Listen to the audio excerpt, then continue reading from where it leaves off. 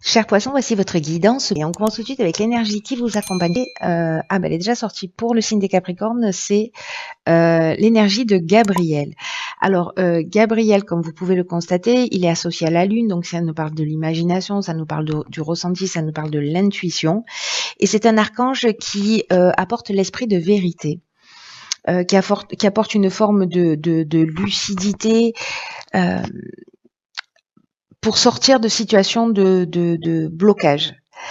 Alors là, il y a une idée de se reconnecter avec soi, de se reconnecter à ses ressources, de trouver la clé en soi pour sortir des situations.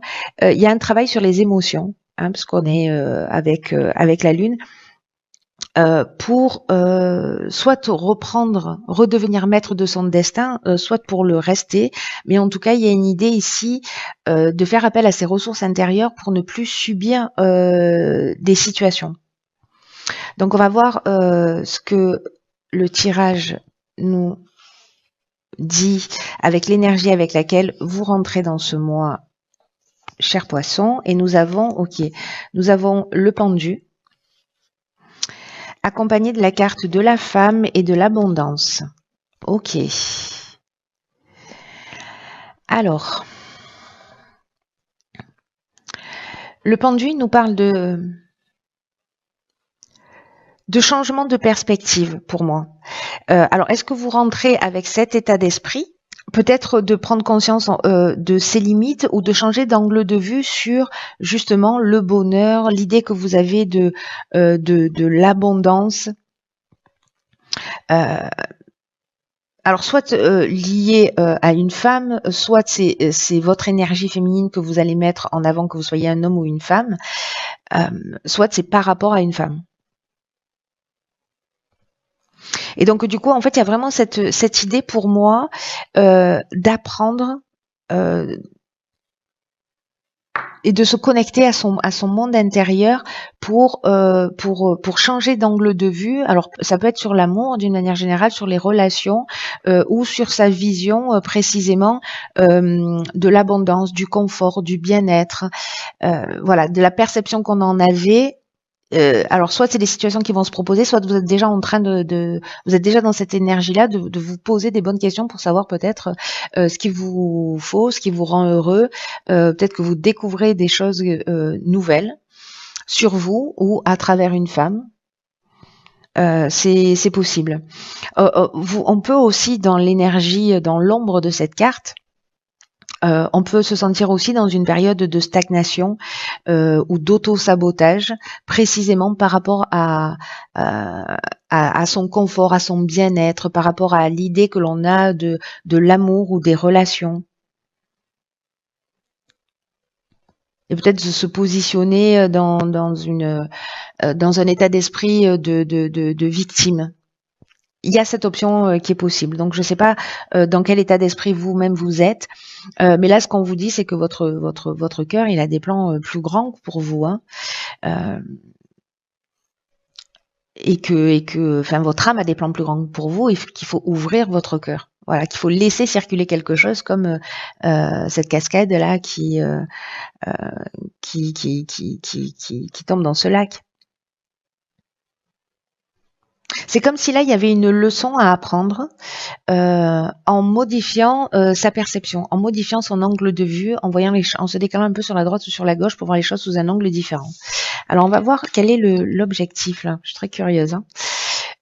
Ok, d'accord. Alors ici on a donc deuxième arcane majeur, on a la mort et la renaissance. Et ici, nous avons deux cartes, la carte des chênes et la carte de l'hiver, donc on est en plein dedans pour cette saison. Donc, est-ce que c'est une prise de conscience justement pour sortir, pour se libérer de ces chaînes, avoir un sentiment, parce que les chaînes, ce dont ça nous parle, c'est peut-être un sentiment de soumission, de situation bloquée.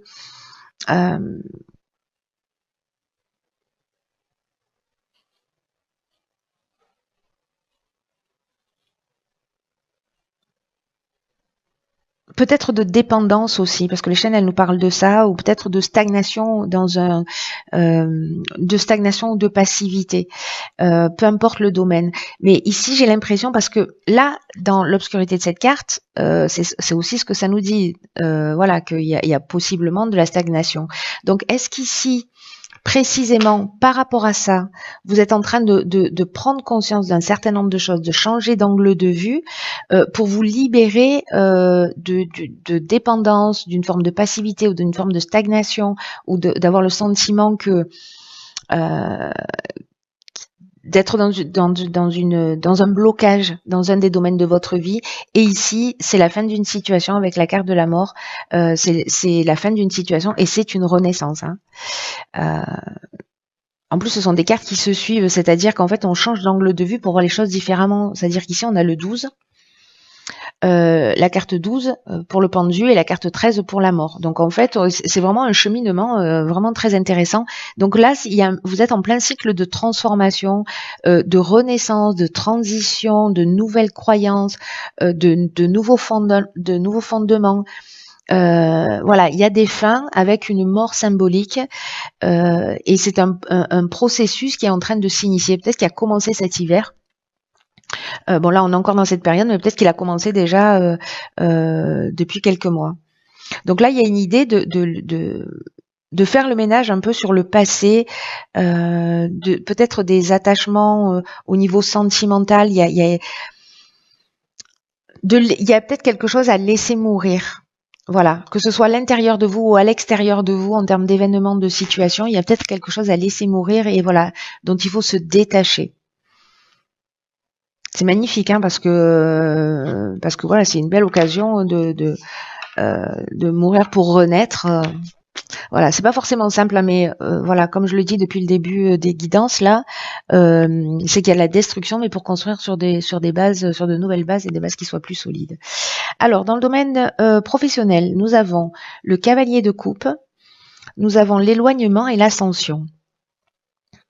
Ok. Alors.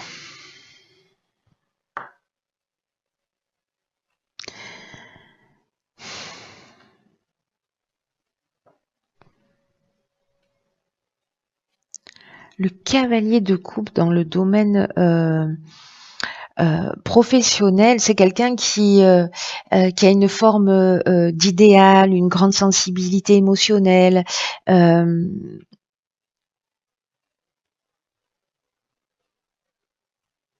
y a peut-être aussi chez lui une forme de mélancolie.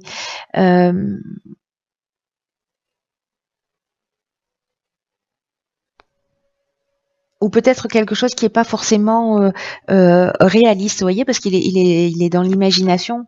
C'est un romantique, hein, voilà, il est dans l'idéalisation, mais il n'est pas très réaliste.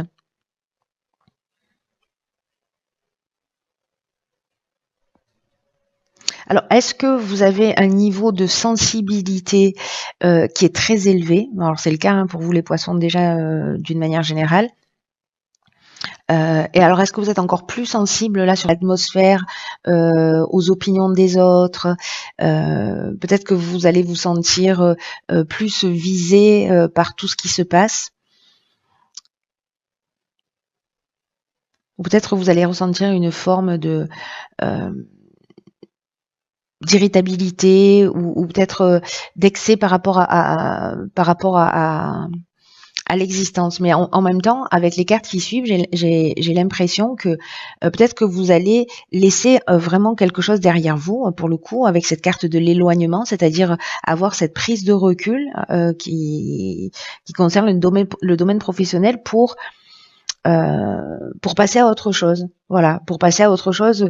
Avec cette carte de l'ascension, on est dans l'évolution, personnelle, on est dans la réussite professionnelle aussi, on est dans le dépassement de soi, on est dans une augmentation. Alors, est-ce que justement vous avez des aspirations et que vous décidez de vous éloigner de ce que vous aviez pour partir vers votre réalisation? Voilà, mesurez bien ce dans quoi vous investissez au niveau professionnel ou au niveau matériel, hein, parce qu'on est dans ces deux domaines-là. En tout cas, il y a une prise de recul, il y a un éloignement Ça peut être aussi une forme de lâcher prise, hein, d'une manière plus subtile, où on va se prendre un peu moins la tête et puis on va y aller. Peut-être certains d'entre vous vont s'installer à leur compte parce que l'éloignement, c'est aussi ça, c'est aussi la prise d'indépendance. Et là, peut-être que vous allez faire quelque chose qui vous tient à cœur, qui nourrit votre sensibilité. Donc c'est possible aussi que vous vous éloigniez d'une situation ou que vous quittiez un emploi pour commencer à monter les marches de votre évolution personnelle et de votre réussite professionnelle, mais par vous-même. Voilà, vous allez dans la direction qui vous convient le mieux et vous faites une coupure avec ce qu'il y a derrière vous. Très intéressant. Tenez-moi au courant parce que là, ça a l'air vraiment. Alors, dans le domaine sentimental, qu'avons-nous? Nous avons la Lune, elle sort beaucoup la Lune. Amitié et ralentissement. Ok. Alors là, on est dans le domaine sentimental, mais dans le domaine relationnel d'une manière générale. Alors, la Lune, elle nous parle de quoi?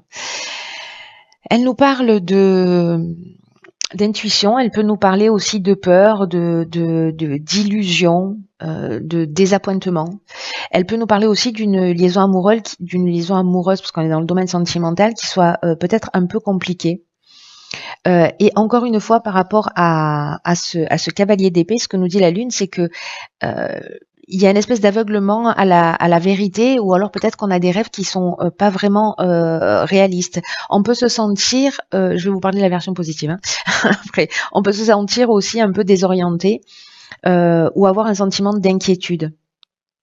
Donc là, en fait, ce qu'on vous dit, c'est de prendre contact avec la réalité et en même temps de vous fier à votre intuition.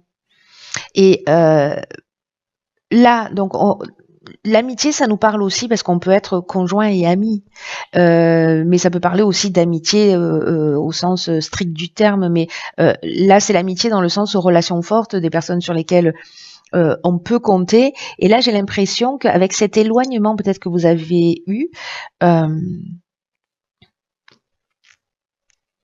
vous avez l'impression peut-être de...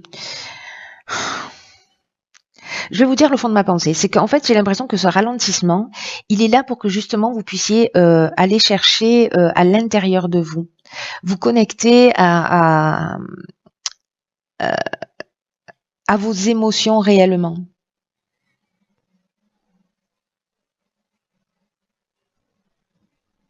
Parce que là, on est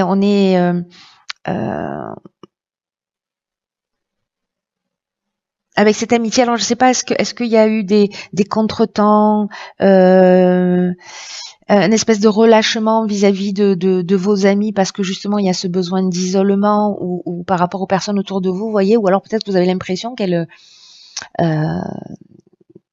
sont elles-mêmes, peut-être parce qu'elles sont elles-mêmes préoccupées par autre chose, elles sont un peu moins présentes pour vous. Mais j'ai l'impression, moi, vraiment qu'en fait, c'est un temps de centrage sur soi, de reconnexion à soi. Là, il y a une idée quand même de trouver sa voie, hein.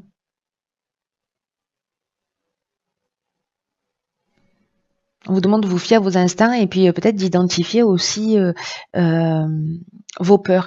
Et ce qu'on nous dit, c'est peut-être là, parce que la Lune, elle nous parle de ça aussi. Elle nous dit que les choses, elles sont pas toujours ce qu'elles semblent être. La Lune, elle a un éclairage qui n'éclaire pas tout.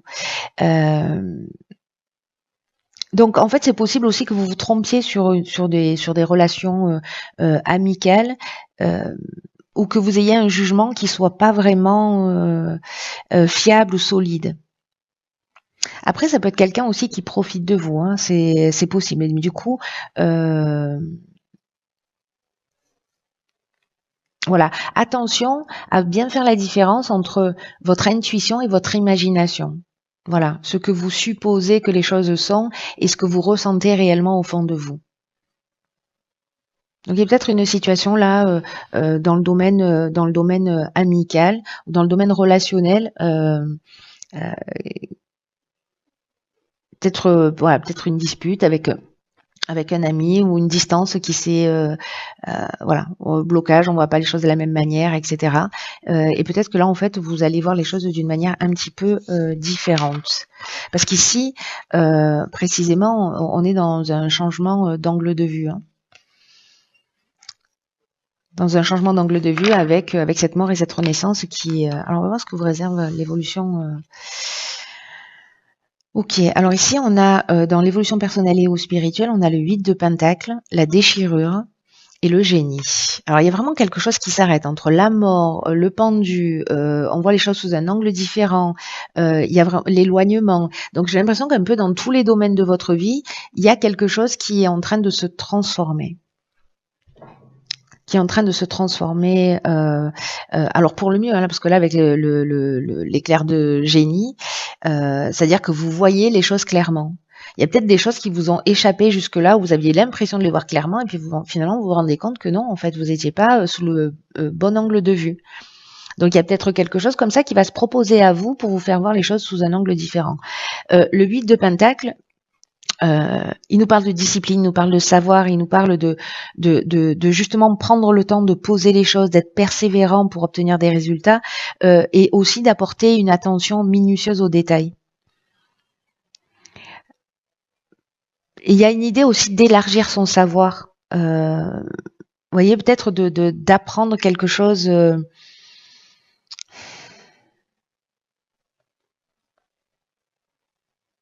Alors ça peut nous dire aussi que qu'il y a un déséquilibre, si c'est un blocage pour vous, qu'il y a un déséquilibre d'attention, peut-être dans votre domaine professionnel au détriment de votre couple ou de votre développement personnel, ou l'inverse. Voilà, que votre couple finalement voilà, vous empêche de vous développer vous à titre personnel, ou de vous investir professionnellement, parce que c'est pas qu'il vous empêche, c'est que vous mettez l'énergie dans voilà. Donc ça peut marcher dans tous les sens. Mais en tout cas, il y a des réglages et des récompenses qui sont nécessaires dans la conscience de soi. Et j'ai l'impression avec cette carte de la déchirure, parce que c'est une carte l'air de rien qui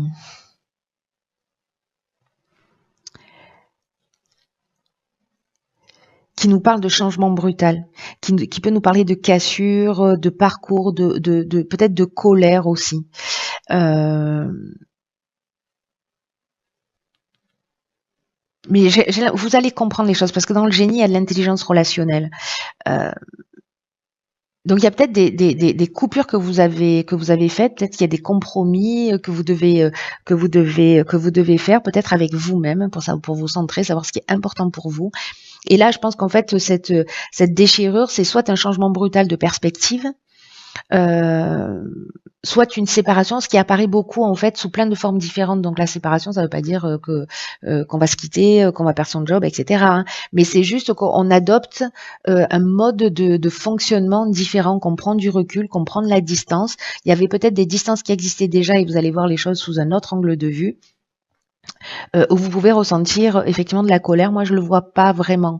Je la vois pas vraiment cette colère, mais comme c'est une des possibilités de la carte, ça peut résonner pour quelqu'un, donc je le partage avec vous. Donc là, il y a une idée d'apprendre quelque chose de nouveau et d'être attentif, peut-être à travailler sur soi, à être dans un travail de compréhension de soi, d'équilibre. Et je pense que vous allez trouver la solution ici.